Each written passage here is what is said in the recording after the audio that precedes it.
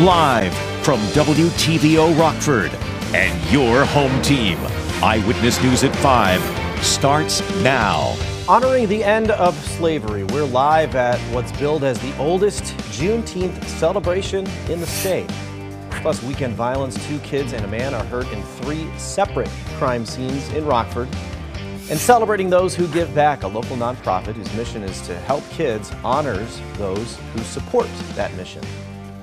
Good evening, I'm Eric Wilson. Mimi Murphy is off tonight. People from all over Rockford come together to celebrate Juneteenth. Nearly 160 years ago, Union Army Major General Gordon Granger brought the news to Galveston, Texas that the Civil War was over and all slaves were freed. Jess Lipson is live at Rockford's Sinnissippi Park. Jess, how's the community marking the event? Well, Eric, it's a jam-packed day. It started off with an award show and a talent show, then some speeches, and now we're having some bands playing behind us. It's just a great day to celebrate the holiday. I feel vindicated.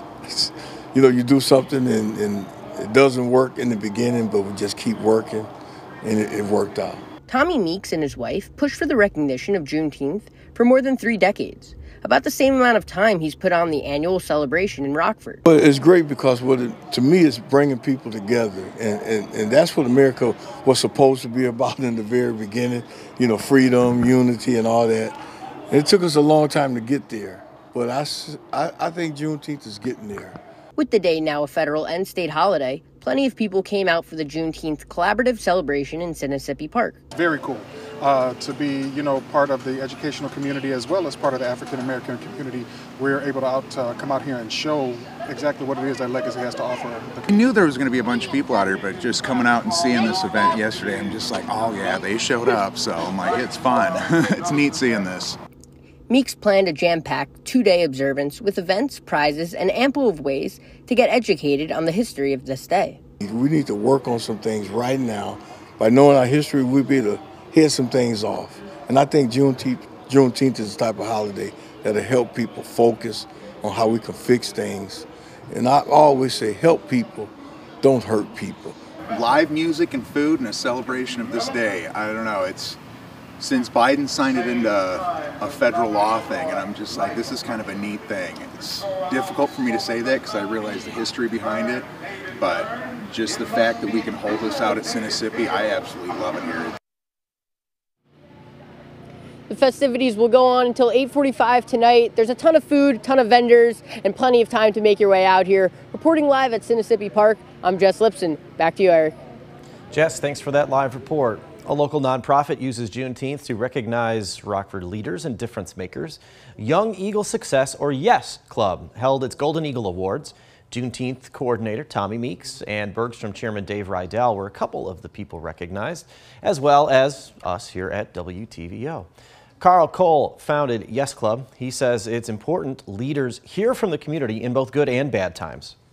I'm all about creating leaders, which is why I support kids, because kids need to know how to become better citizens and leaders. And working with music, the universal language, I've got multicultures of kids, and they're excited about following me. And if they could follow me, I can maybe get some support from these other big leaders so that we can make this more national and global. YES Club is free and open to elementary through high school students. 3 people are recovering after a stabbing and a pair of shootings over the weekend in Rockford. 2 of the victims are juveniles. The first shooting happened Saturday. Officers were called to School Street near Kilburn around 10. They found a boy shot once. Sunday, someone shot a 34-year-old man. Police were called to Sunnyside Avenue near Belden Park around 4 in the morning. Then around the same time, police say a girl was stabbed. This happened on Royal Avenue near Lewis Lemon Elementary. All 3 victims are expected to recover. No word on if investigators arrested anyone. If you have information about what happened, call Rockford Police or Crime Stoppers. It was a deadly weekend across the Chicagoland area. At least 60 people were shot in and around the city. 10 died. That includes more than 20 hurt, 1 killed at a Juneteenth celebration in the suburbs. Hundreds of people were at the strip mall parking lot Saturday in Willowbrook. Shortly after midnight, several shooters opened fire into the crowd. 23 people were hit. Reginald Meadows died. The 31-year-old was a father of 2. Some of the bullets also hit nearby homes. Unfortunately, this had to happen because it was a really fun celebration in years prior. But Not this year, not at all. I came out earlier in the night and it felt a little rowdy, it felt off, so I ended up going in the house, and about 15 minutes later, I heard a lot of gunfire going off. Police say they're still sifting through surveillance video and combing through cars abandoned at the scene. The Illinois woman who was pushed off a bridge near a famous German castle is out of the hospital. 22-year-old Kelsey Chang was released Friday. Investigators say Chang and her 21-year-old friend Eva Liu were lured onto a trail last week near the Neuschwanstein Castle. According to police, a man from Michigan attacked the pair and tried to sexually assault one of the women. Chang and Liu fell 165 feet into a ravine. Rescuers pulled them out. Liu died from her injuries. Both women just graduated from the University of Illinois at Champaign. Tornadoes sweep through Mississippi overnight. One person is dead. Nearly 24 are hurt. Cell phone video shows lightning bursts near the small town of Lowen, about 70 miles southwest of Jackson. The National Weather Service issued multiple tornado warnings for Lowen and the surrounding communities. Storms and tornadoes knocked out power to nearly 50,000 homes in the central part of the state. Officials are still assessing damage. Here's a reminder, there is disaster assistance available after the tornadoes back on March 31st across the state line. The Farm Service Agency emergency physical loss loans are available in Boone, Lee, Ogle, Stevenson, and Winnebago counties. It covers damages and losses caused by a tornado, high winds, lightning, and hail. We have more information on the assistance on our website, mystateline.com. Illinois is one of 13 states that have cases of West Nile virus this year. The CDC says reports are coming in from as far west as Oregon and as far south as Georgia. West Nile is spread through mosquito bites. In severe infections, it causes serious health problems. There were more than 1,100 cases across the country last year. Illinois cases have been detected in Cook, LaSalle, Morgan, and St. Clair counties. U.S. Secretary of State Antony Blinken met face-to-face with China's President Xi Jinping. The two countries are trying to manage what's become an increasingly tense and potentially dangerous relationship. Anna Warnicki reports on the meeting's significance. U.S. Secretary of State Antony Blinken admits his trip to China did not result in any major agreements, but he says he made progress, and he says both sides will continue to work to ease tensions. In the last few hours of his visit to China, U.S. Secretary of State Antony Blinken got the high-stakes meeting he had been working for, 35 minutes face-to-face with Chinese President Xi Jinping. The relationship was at a point of instability, and both sides recognized the need to work to stabilize it. Blinken called the meeting an important conversation. I stress that direct engagement and sustained communication at senior levels is the best way to responsibly manage our differences and ensure that competition does not veer into conflict. Blinken says the two nations were unable to resolve any major policy issues, including disagreements over trade policy and Taiwan. And he expressed disappointment that China remains unwilling to resume military-to-military communication to avoid an accidental conflict.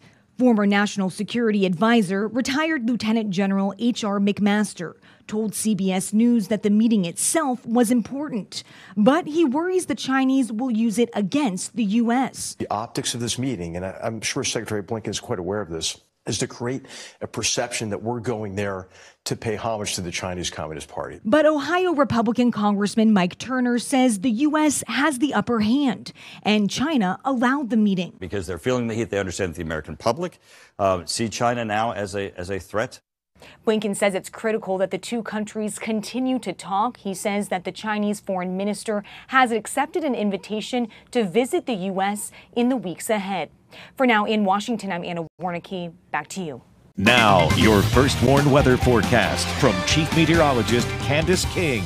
Well, we have had plenty of sunshine out there this afternoon as we take a live look with our SkyTrack camera out at the Poplar Grove Airport. We'll maintain that mostly clear sky as we go through this evening. In a couple of spots, still a little haze out there as temperatures today have climbed into the upper 80s. You're at 90, though, in Janesville, Savannah, 87 in Freeport, 86 now in Rockford, 87 in Rochelle, and 88 degrees in Sterling. Winds not overly strong from time to time. We've had a little bit of a breeze out there from the east and northeast. Those winds will subside subside a bit as we go through the overnight tonight, but the wind will actually pick up a little through the afternoon tomorrow. So winds tomorrow for Tuesday gusting 20-25 miles per hour. They'll die down again tomorrow evening and then pick back up again on Wednesday. So what that means for us tomorrow is, because we've got the warm conditions, the extremely dry vegetation with the lack of rainfall we've had over the last several weeks, there is an elevated fire risk just because that wind speed will be going up a little for tomorrow. So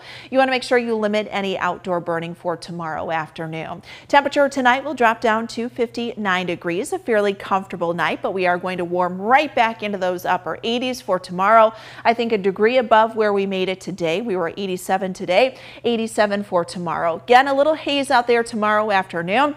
And we'll call it hot. I mean, temperatures in the upper 80s, that is hot, close to that 90-degree mark. But with the lack of moisture we have had, it's kept those dew point numbers down. And with the wind, we've been able to take some of the drier air up above and mix it right down to the surface. So you don't have to worry about the humidity out there. Southeasterly areas, well, to the southeast, I should say, dealing with cutoff low pressure system. So rain, thunderstorms down to the south. We got this blocked flow again in our jet stream, which has just been fairly persistent over the last couple of months. So here is that cutoff low pressure over the southeast, big ridge of high pressure down to our south, and then another dip in the jet stream out to the west. This pattern, it doesn't move for the next couple of days. In fact, we see kind of, again, what we call a Rex block developing. So high pressure building over top of low pressure later this week. So it just keeps fueling that heat and the warmth across the Midwest, the plains, and the Great Lakes. So what we had today is what we're going to see again tomorrow, Wednesday, Thursday, and Friday. So for tonight, we are down into those 50s. Mostly sunny skies again for tomorrow. A little breezy for Tuesday afternoon. Tomorrow night, we are back down upper 50s, low 60s.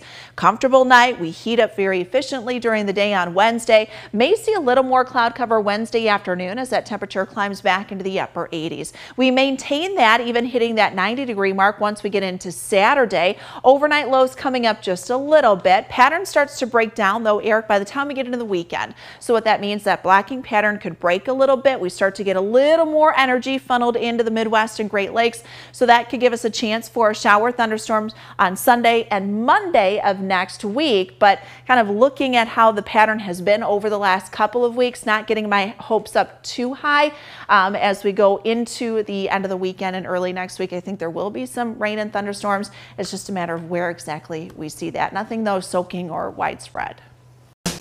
Now sports with sports director Scott Leber. The #1 high school bowler in the nation lives right here in the 815. He is Hononegah's senior-to-be Charlie Hunt. Today in the Dayton, Ohio suburb of Beaver Creek, he won the boys singles championship in the U.S. High School Bowling Nationals. Hunt battled his way back after a slow start to become the #1 qualifier for the finals, then rolled a .254 in the championship match. During the regular season, Hunt was the Nick 10 MVP after leading the conference with a .234 season average. Hunt isn't the first local bowler to claim a U.S. national championship at the high school level. Harlem's Nolan Mandujano did it in 2019 for the boys, and two girls also won nationals. Harlem's Olivia Watton in 2021 and Kayla Verstrady in 2018. Also in singles action today for the boys, Belvedere North's Sam Moran finished in 8th place, and in girls singles, Hononegah's Emily Moranen finished 7th. In the team competition over the weekend, the Harlem boys finished a strong 2nd, and the Harlem girls finished in 6th place. The Hononegah boys finished 16th. Great job by our local bowlers once again. Well, the Rivets are back home and ready to open up a brief 2-game homestand this evening. They'll host the Battle Creek Battle Jacks. The White Sox host the Rangers tonight, and what a performance by Lance Lynn yesterday. He set his team record by striking out 16 Mariners. That was in 7 innings of work. But today, the White Sox put Lynn on the bereavement list. He most likely will rejoin the team in time for his next start. Cubs are opening another big divisional series tonight in Pittsburgh. The Cubs swept the Pirates in 3 games last week. Pirates have lost their last 6 games, and David Ross's Cubs have won their last 8. I thought it was just a overall really good homestand from the group, right? Like just a nice get back here, played really well, going into Pittsburgh before London, you know, try to take this momentum on the road. I thought the guys played really hard. Well, do you recognize this guy? That's former Rockford Lightning star Ronnie Fields. The Lightning were Rockford's pro basketball team that played in the old CBA. This morning, he made a guest appearance at Boylan's Fightin' Titan basketball camp, speaking to the youngsters. Fields was something else with his high-flying dunks during his Lightning days and in his high school days at Chicago Farragut. These days, Fields is giving back to the game by working with young basketball players through his Ronnie Fields Elite program. He also recently was named the boys' head coach at Chicago Hope High School.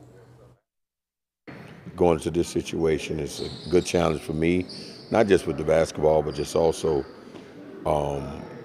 seeing in terms of like my knowledge and expertise of playing the game, studying the game, I can give it to these young kids. We really have quite a few high temperatures for the entire 7-day forecast. We're talking mid to upper 80s the whole time, a couple days close to 90, and still not much rain. You know, I had asked, kind of asked this general question, you know, how are the crops doing across the region? Because they, you know, drive by a lot of farm fields and kind of looking, and a lot of people are saying. Wasn't that long ago we talked to a farmer who said we are in this critical window where we need some rain, and we didn't get any rain and in that we went past window. that window, and we haven't gotten the rainfall. So what happens a lot of times, you get the corn leaves that curl during the day with the heat because they're trying to conserve whatever moisture they have, and that's been reported across a lot of the region, and just the dry conditions too. Someone said they tried to plant a tree and they had to go 2 feet down and it was still dry down in the ground this weekend. So we really desperately need the rainfall. And I mean, Tuesday, Wednesday, Thursday, Friday, there's nothing there, and you combine that with the high heat, we could see a couple of showers on Sunday, but nothing right now looks widespread. Thanks, Candace, and thank you for spending time with us. Stay safe.